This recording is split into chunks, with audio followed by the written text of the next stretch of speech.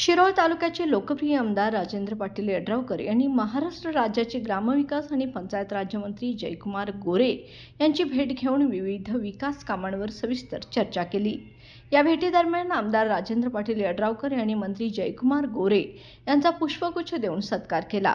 शिरोळ तालुक्यातील विकास कामे, ग्रामीण पायाभूत सुविधा आणि पंचायत राज यंत्रणेच्या सुधारणा यांसारख्या महत्त्वपूर्ण मुद्द्यांवर त्यांनी सकारात्मक चर्चा केली।